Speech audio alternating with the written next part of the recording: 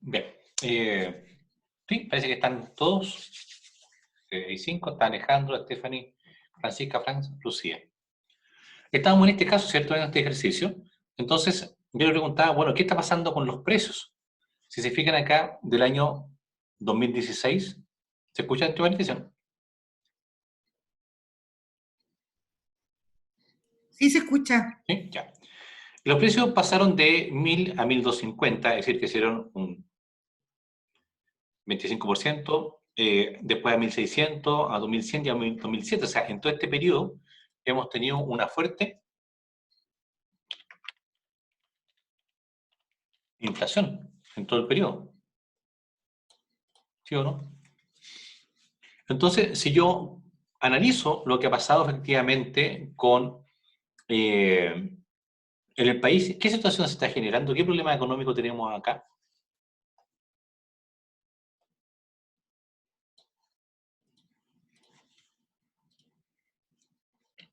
Del 2016 al 2020, ¿qué problema económico tenemos?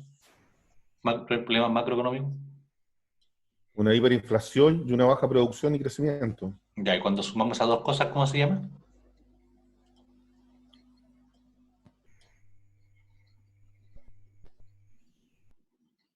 No me acuerdo. ¿Alguien se acuerda?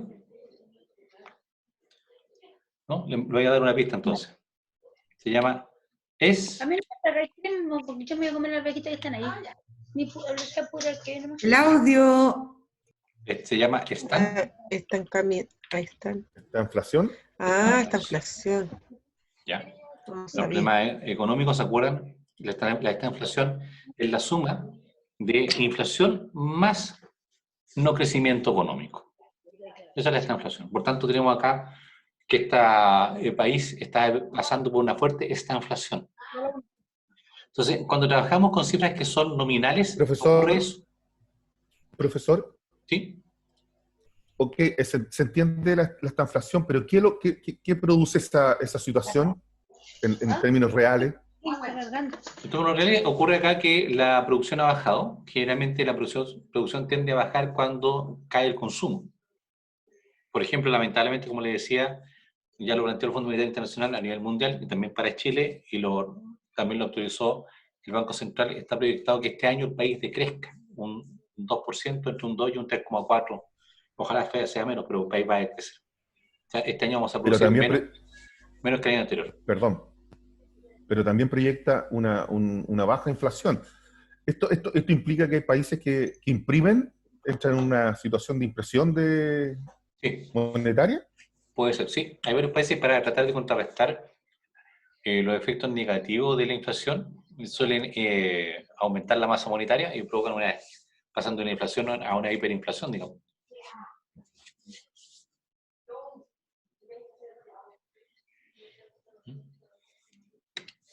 Entonces, el problema que tienen las cifras nominales que tenemos acá es esta situación que esconden la variación real de lo que es el cambio en la producción, y por eso no es conveniente trabajar con el producto nominal. Entonces, el producto nominal corresponde al cálculo de... ¿Sí? ¿Preguntas?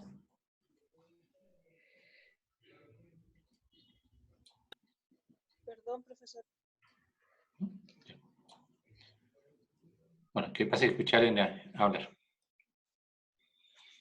Entonces, esta producción nominal implica calcular la producción de cada periodo, cada semestre, cada año, con los precios del mismo periodo. Lo que se denomina, en Chile sería a pesos corrientes, en Estados Unidos sería a dólares corrientes, en Europa sería a euros corrientes, o en Inglaterra sería a libras corrientes, ¿ya? En la unidad monetaria en términos corrientes.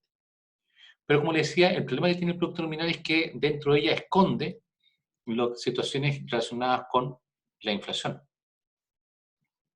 Entonces, para contrarrestar esa situación, aparece el concepto del producto real.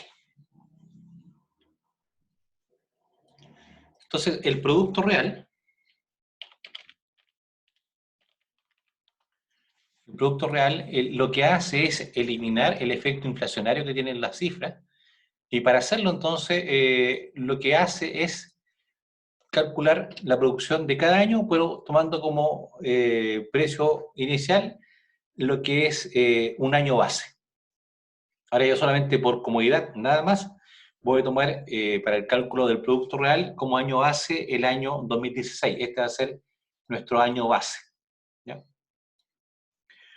¿Por qué? Porque tengo que tomar un año que sea nuestro valor base. Generalmente cuando uno trabaja con años base tiene que ser, ojalá, un año donde no esté afectado por una fuerte recesión o caída, ni esté afectado por una inflación muy alta, ni sea un periodo de crecimiento, sino que sea, ojalá, un año, entre comillas, normal, y eso nos permite entonces llevar todas las cifras a esos valores.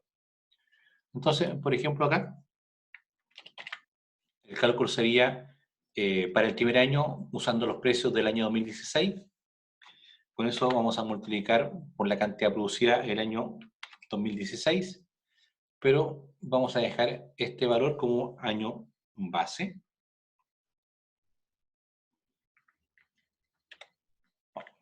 Perdón.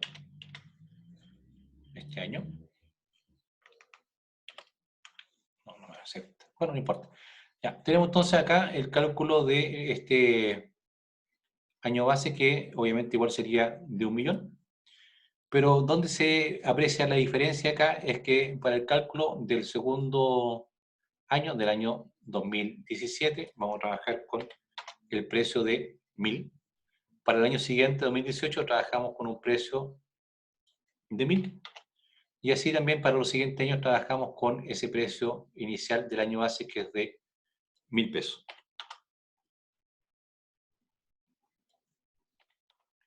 Entonces, como pueden ver acá, en términos de el valor del producto real, se aprecia claramente la caída que ha tenido la producción, porque eliminamos esta suerte. La inflación queda eliminada con lo que es las cifras reales, porque nos concentramos solamente en lo que es la producción. Profesor, Sí, dime. eso quiere decir que cuando uno hace un análisis histórico no lo puede hacer desde el punto de vista real, tiene que hacerlo por tramos. No, tiene que hacerlo desde el punto de vista nominal. O sea, perdón, del punto de vista real, pero no nominal. No, claro, el histórico lo puede hacer nominal y ahí tiene una curva, pero el No, real... lo que pasa es que si lo hacen nominal, las cifras son mentirosas o son engañosas, Sí. porque tienen la inflación dentro. Sí, Tienes que hacerlo en términos reales. Lo que pasa es que he buscado alguna curva real y normalmente tienen cortos por periodos. Sí. Periodos muy cortos, 5, 6 años, no más que eso. Entonces se comparan periodos contra periodos. Sí, lo que pasa es que ten en cuenta que cuando estamos haciendo una comparación en términos reales, si bien es cierto, yo puedo eliminar el efecto inflacionario, pero también la realidad cambia mucho. Y otras variables que influyen. Por ejemplo, si tú calculas o quieres hacer una comparación entre lo que pasa en el año 2020 respecto a lo que pasaba en 1950, claro, tú puedes hacer la comparación en términos reales, pero tiene una diferencia importante en términos de población en el país, en términos de las políticas económicas, en términos de lo que es la cantidad de empresas existentes. Entonces hay hartas variables distintas que han cambiado en el periodo y que te van a afectar fuertemente lo que es la producción. Por ejemplo, del año 50 al 2020 tiene 2 cambios de moneda entre medio, el año 60 y el año 75. Entonces, por eso, generalmente los rangos de comparación son más breves, digamos. Pero es posible hacerlo, en todo caso.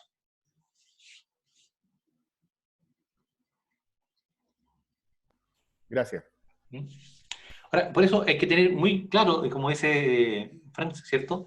Cuando llego una comparación, siempre tiene que hacerse en términos reales. Ya, yo me acuerdo que hace años atrás, viendo cable, me llamó mucho la atención que de un banco centroamericano, no me acuerdo si era Honduras, Salvador, la verdad ya a esta altura no recuerdo, pero que ofrecía una tasa de interés del 40% anual.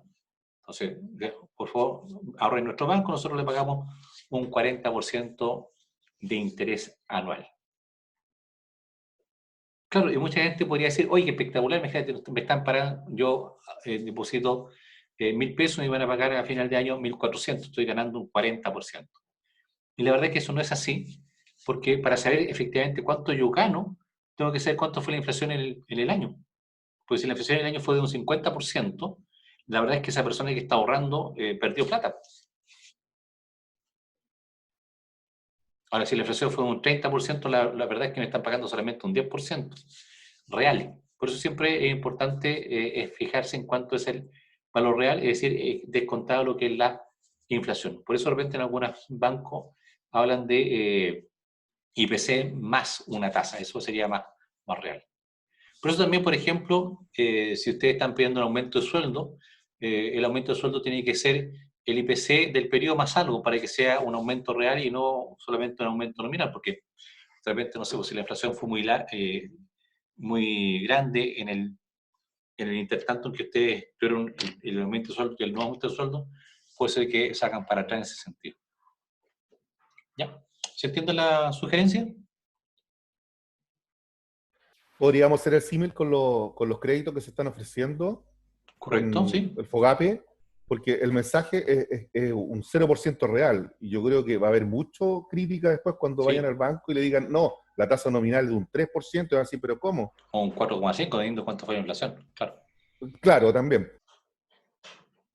Claro, y la gente Por dice, eso ¿por qué? Si por- ustedes ofrecieron 0%, si hubo 0% real. O sea, es 0% adicional a lo que es la inflación. ahora eso se corrige si es que el préstamo está en unidad de fomento.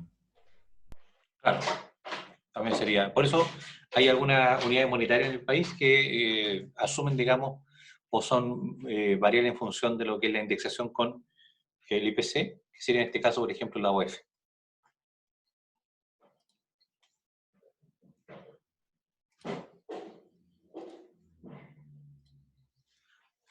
Por eso, por ejemplo, yo me acuerdo de haber visto con toda esta moda, digamos, de las películas de superhéroes, la última, digamos, donde salía Iron Man y todo lo demás, ¿cómo se llama? El Guerra Infinita, creo que era, o El Fin del Juego, que hablaban de que era la película que más dinero había recaudado a nivel mundial, digamos, y hablaban de valores sumamente altos, ¿ya?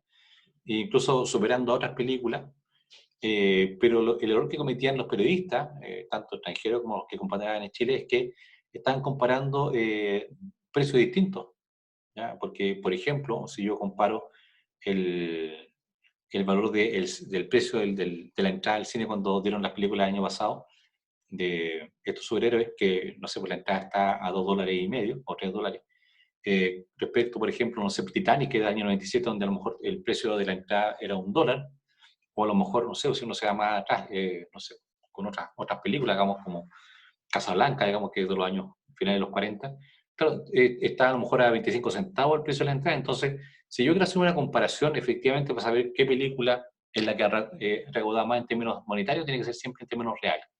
Entonces, es mucho más fácil calcular cuántas personas compraron la entrada y lo multiplicamos por el precio de la entrada hoy día y puedo yo entonces actualizar los valores y poder hacer una comparación mucho más precisa al respecto. Bien. Entonces, aquí siguiendo con lo que el apunte, ¿lo logran ver ahora? ¿Se ve o no?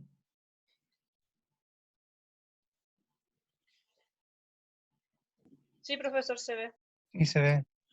Ya, entonces acá está la definición de lo que es el producto real. Como les mencionaba, el producto real nos permite eliminar el efecto inflacionario que tienen las cifras, de que se calcula la producción de cada periodo con los periodos del año base, ¿ya? Por eso se habla de que se trabaja ahí con o euros constantes, o dólares constantes, liras constantes, o en Chile sería a pesos constantes, ¿ya? Porque ahí está descontado lo que es el efecto inflacionario de la cifra.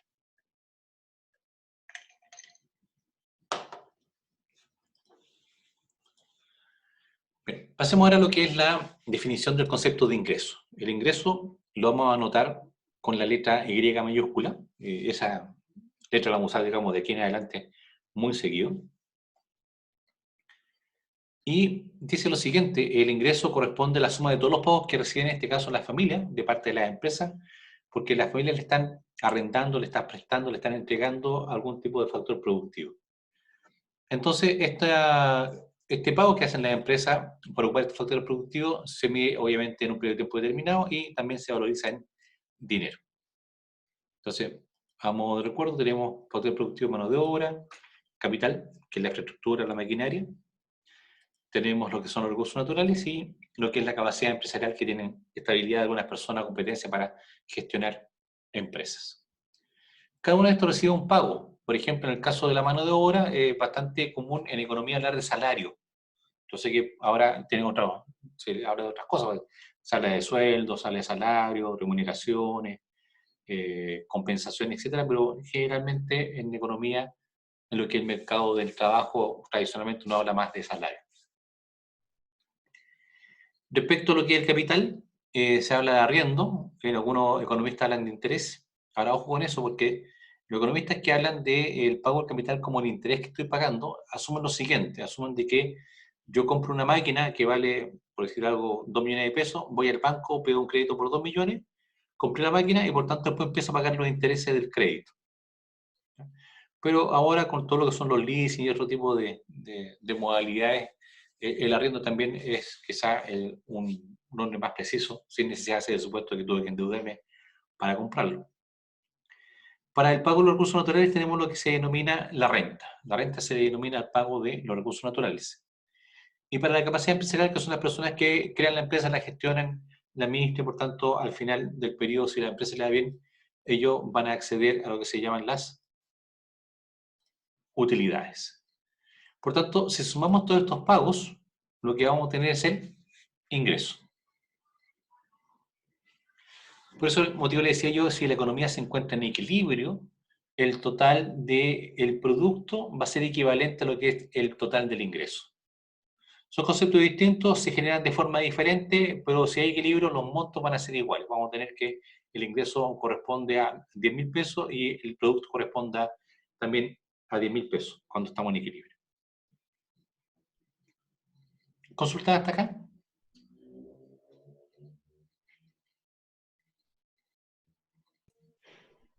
No, profe. No, bien.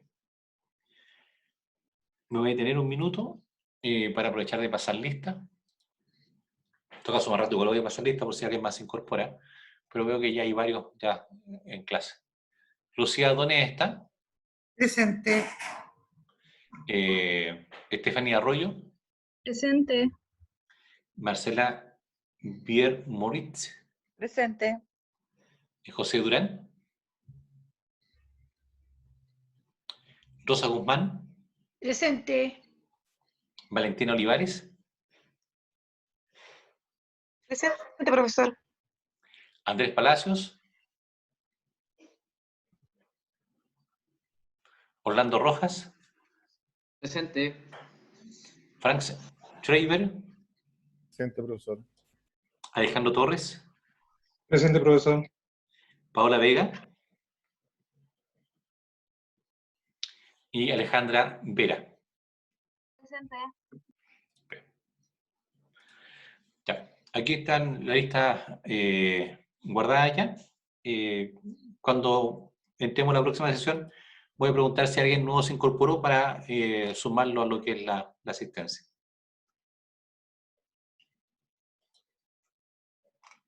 Qué raro, no sé por esto.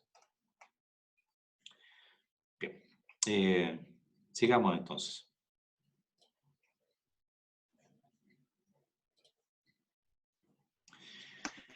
Profesor, Vamos a seguir. recuerde que soy una colada. No se olvide de mí. Ah, ¿perdón? ¿Quién habla, Lorena?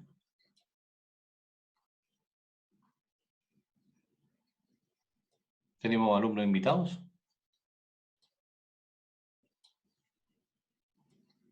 No se le entendió, dijo como, profesor, no se olvide que, pero no se entendió el resto. Que soy una colada porque todavía no me ingresan en el curso, pero parece sí. que no. No te preocupes. Bienvenida en todo caso. Ya, sigamos acá entonces con nuestro flujo circular. Ya tenemos lista la primera parte, la más simple, de esta economía cerrada, sin gobiernos y sector financiero. Lo que vamos a hacer ahora entonces va a ser tratarlo de hacer un poquito más complejo y vamos a incorporar al sector financiero. Por tanto, ahora dentro del agente económico, además de las familias y de lo que son las empresas, vamos a incorporar lo que se denominan los intermediarios financieros. Los intermediarios financieros son aquellas empresas que hacen la intermediación, es decir, que están entre los que están ahorrando y los que están pidiendo un crédito para obtener financiamiento. Ejemplos de intermediarios financieros son los bancos, la bolsa, las empresas de fondos mutuos, las empresas de leasing, las empresas de factoring, etc. Ahora, es bastante más cómodo hablar de bancos, porque son los primeros que parten con el mercado financiero y por tanto son bastante más conocidos, digamos, que las otras muchas veces. Así que a lo mejor me refiero a los bancos como sinónimo de intermediario financiero, pero es aquel que está haciendo de nexo entre los que desean ahorrar y tener una rentabilidad y los que piden un crédito tienen que pagar un interés. De esta forma, entonces, vamos a tener lo siguiente: están las familias, las empresas, estos dos mercados que corresponden al mercado de factores productivos y al mercado de bienes y servicios. Y se incorporaron entonces el intermediario financiero. La suma de todos ellos corresponde a lo que es el sector financiero. Y por tanto, lo que va a ocurrir ahora es lo siguiente. Las familias pueden ahora, aparte de sus ingresos, también la van a poder ahorrar. Y por tanto, se genera acá. De nuevo me sale. Perdón, estamos aquí.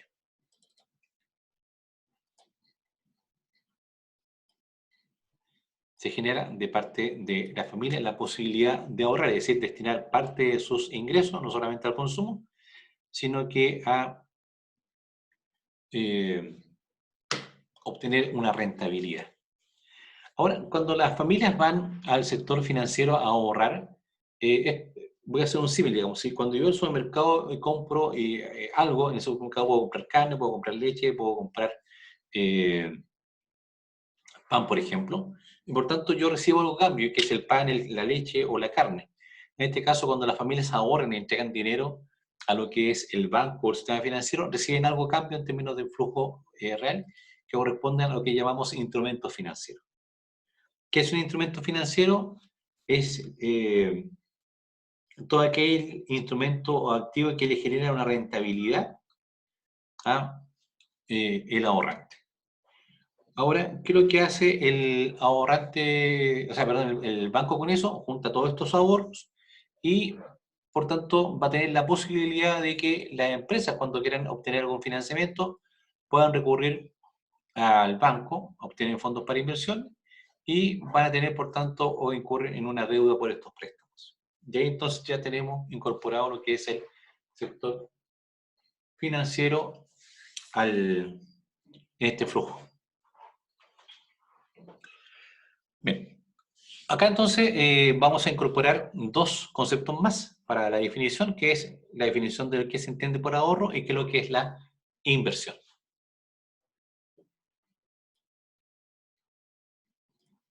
Ahorro.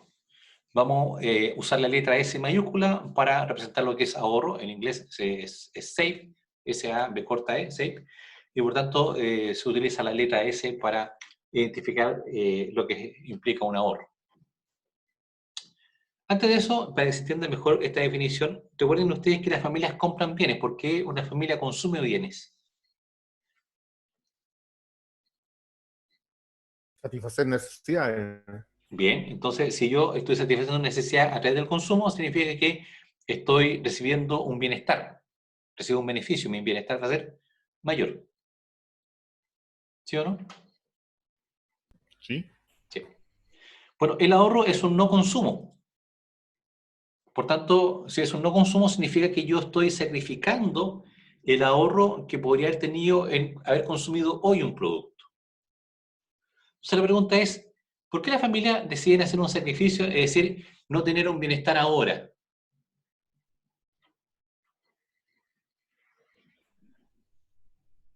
Capacidad de inversión. Está hablando del ahorro. ¿Por qué yo decido no consumir y por tanto hacer un sacrificio en términos de no tener el beneficio o el bienestar que podría tener si gastar ese dinero en este momento? Para un bienestar futuro, probablemente. Porque efectivamente yo espero que a futuro mi bienestar sea mayor que el que estoy dejando de obtener hoy día. O sea, que el sacrificio que yo hago hoy es para que a futuro pueda tener la posibilidad de tener un bienestar aún mayor. ¿Ya? Por tanto, ese es el ahorro. Ahora, para que yo pueda a futuro tener un bienestar mayor, significa que cuando se genere el ahorro tiene que haber un premio entre medio. Y ese premio se denomina tasa de interés, puntualmente tasa de interés de captación. Esto es bien importante porque esto es lo que diferencia, por ejemplo, al ahorro de lo que es el atesoramiento. ¿Qué es el atesoramiento? Es cuando las personas, por ejemplo, juntan dinero en su casa, la meten debajo del colchón, en una alcancía, en una botella, o en la caja fuerte y juntan el dinero ahí. Eso es atesoramiento porque ese dinero que está guardado no genera interés a la persona. Por eso de repente es bien raro porque cuando si ustedes buscan, googlean en alguna parte, colocan ahorro, siempre aparece la imagen de un chanchito, ¿cierto? Que tiene un hoyito arriba que como alcancía que uno va llenando. Incluso mucha gente le compra alcancía a los niños para que ahorren, digamos. La verdad es que si ustedes hacen eso, no le están enseñando a ahorrar, le están enseñando a atesorar. Atesorar. ¿Ya? Porque ese chanchito de alcancía, yo junto dinero, pero incluso si pasara de que la inflación fuera muy fuerte, creciera muy rápidamente, implicaría incluso que ese edificio que estoy haciendo ahora en no consumir, implicaría un malestar mayor porque voy a poder comprar menos a futuro. Si es que los precios suben demasiado fuerte. Profesor, ¿se podría el ahorro asociar a una capitalización? ¿Perdón? ¿Se podría asociar el ahorro a una capitalización cuando estoy recibiendo un interés? Sí, tú estás incrementando tu patrimonio con los intereses.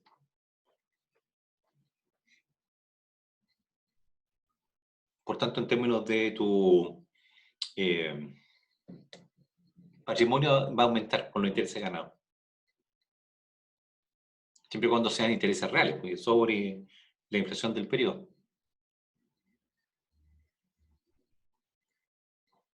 Pues, por ejemplo, hay ocasiones donde cuando tú ahorras y tienes intereses, tienes que pagar impuestos sobre esa utilidad obtenida, digamos, esa capitalización que tienes de tu ahorro. Pagar impuestos a la renta. Bien. El otro concepto que también aparece aquí con lo que es la incorporación del sector financiero corresponde a lo que es la inversión. Que vamos a usar la letra I mayúscula para anotar lo que es la inversión. Es importante que tengan claro que es mayúscula porque la I minúscula significa una cosa distinta. Que vamos a explicar a continuación. El concepto de inversión tiene que ver con el gasto, el pago que hacen las empresas por obtener, producir o comprar bienes de capital, es decir, maquinaria, infraestructura, equipamiento, vehículos, etc.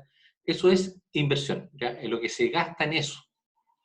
Ahora, también vamos a incorporar dentro de lo que es el concepto de inversión aquellos productos terminados que tienen la empresa y que guarda dentro de lo que es es bodega, en un stock, para después hacer una venta porque eso le va a generar a futuro una rentabilidad.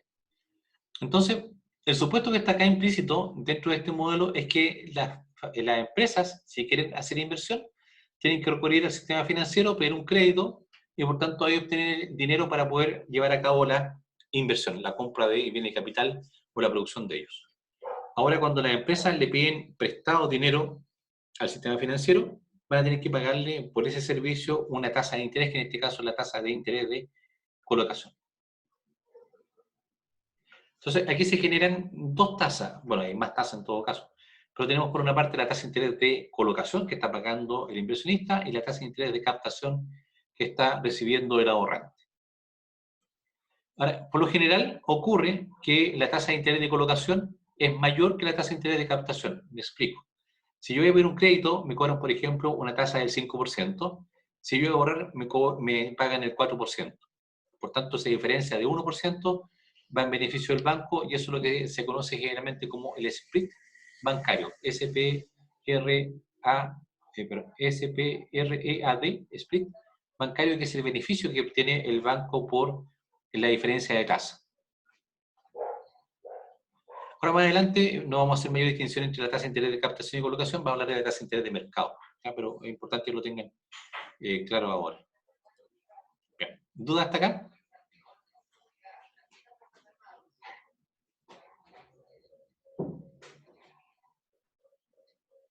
¿Consultas?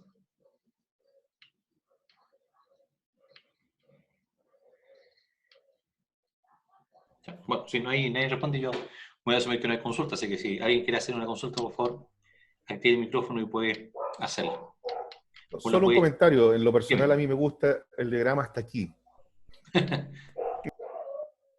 Bueno, pero la realidad es más compleja que esta y por tanto tenemos que de alguna forma reflejar en este foco circular esa realidad. Y esa realidad implica que en algún momento aparece el gobierno. ¿Ya? Entonces ahora se pone un poquito más compleja el flujo porque además de las familias, las empresas y los intermediarios financieros aparece el gobierno. Ahora, ojo, el gobierno yo lo puedo definir de muchas maneras, desde el punto de vista político, desde el punto de vista social, desde el punto de vista filosófico, pero en economía, eminentemente quieres tener el gobierno administrando el Estado, se plantea que el gobierno en economía tiene una principal obligación, y esa obligación es incrementar el bienestar de la población, es decir, generar desarrollo económico. Que la responsabilidad del gobierno o de los gobiernos es que la calidad de vida de la población aumente. Esa es la principal responsabilidad del gobierno desde el punto de vista de un enfoque económico. Por tanto, aquí vamos a tener lo siguiente. Cuando aparece el gobierno maneja sus entradas y sus salidas a través de lo que se denomina la ley de presupuesto. Se genera acá un presupuesto fiscal. El presupuesto fiscal es la forma como tiene el gobierno de ordenar, de estructurar, de estimar lo que son sus ingresos y lo que son sus egresos en un periodo de tiempo determinado, por ejemplo, en un año. En nuestro país, el presupuesto fiscal generalmente lo hacen los gobiernos a partir del mes de septiembre, entre septiembre y octubre, digamos, se manda este presupuesto para el año siguiente al Congreso, y el Congreso se discute la ley de presupuesto y se debería estar aprobando a más tardar en el mes de diciembre. De entonces se entran en la negociación entre el Ejecutivo y el Parlamento respecto de los valores de determinados ítems para lo que es la asignación de recursos para los diferentes gastos que tiene el gobierno. Ahora, en nuestro país, por lo menos, está planteado en la ley de que si el gobierno con el Parlamento no llegan a acuerdo respecto del presupuesto para el año siguiente, entonces se mantiene el presupuesto del año anterior. O sea, por ejemplo, si hubiera una discusión entre el gobierno actual y el Parlamento a final de año y no se pusieran de acuerdo y al final no se aprobara la ley, se mantiene el presupuesto del año 2020 para el año 2021. Ahora, el motivo de esa ley en Chile es para evitar lo que suceda nuevamente lo que pasó en 1881. No sé si ustedes lo tienen claro, digamos, en el año 81 ahí está, hay una revolución, digamos, cuando estaba Balmaceda presidente. Balmaceda manda la ley de presupuesto al Congreso en ese momento, el Congreso la rechaza, no la aprueba, entonces ahí entramos en una guerra civil. Por un lado teníamos entonces a Balmaceda como presidente de la República, apoyado por el ejército, por otro lado está el Parlamento apoyado por la Armada, y ahí entramos en guerra, hay una batalla acá en Concón, y aquí en Placilla, digamos.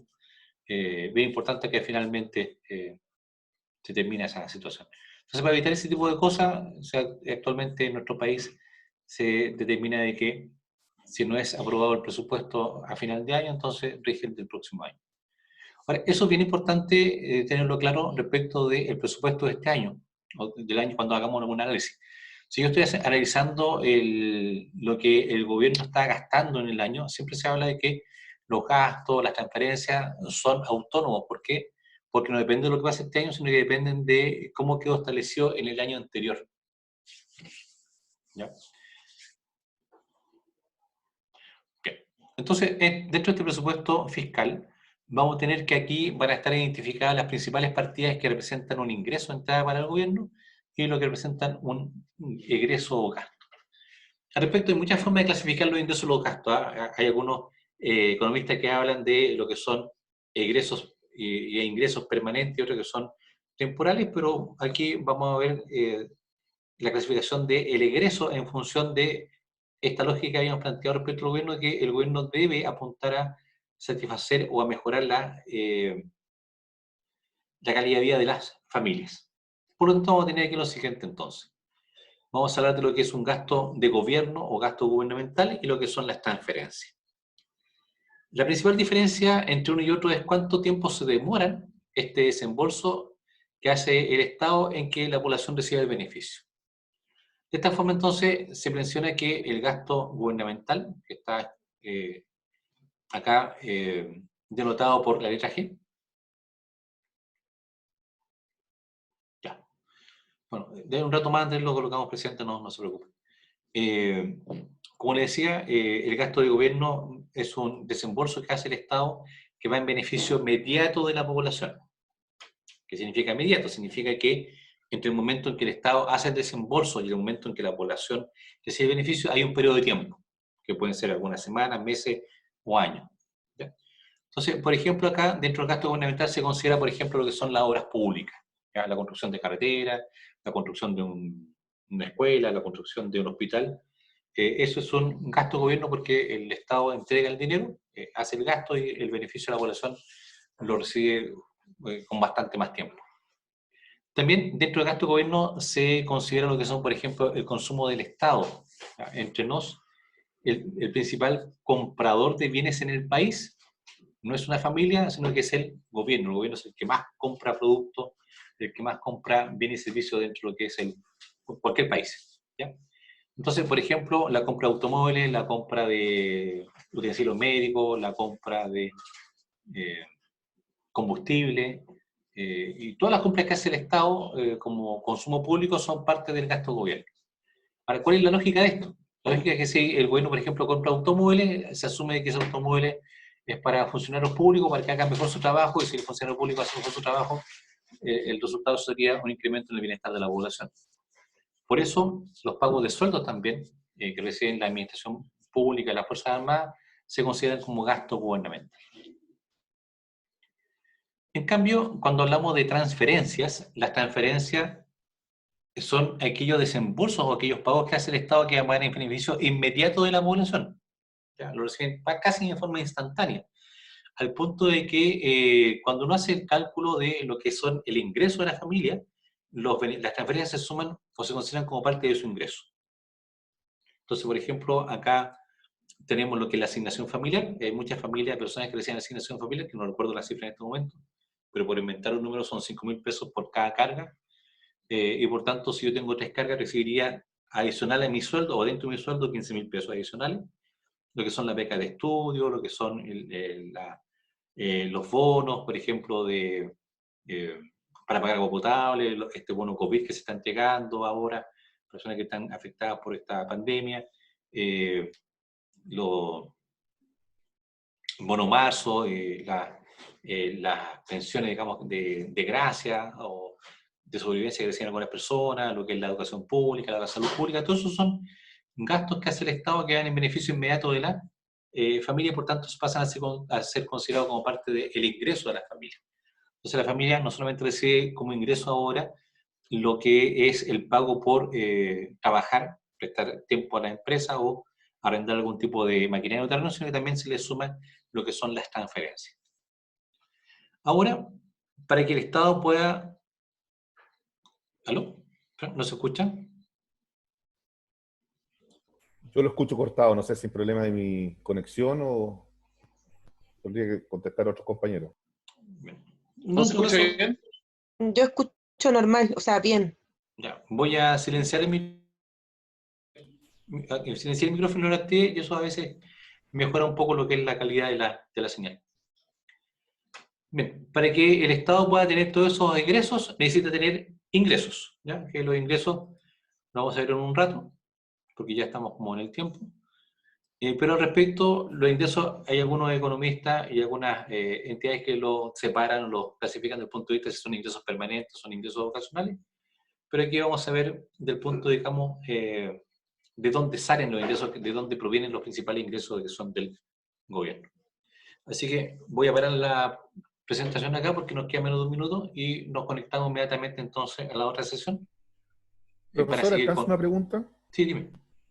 Respecto a la relación entre los gastos gubernamentales y las transferencias, hay en un año normal, ¿no? Hay una relación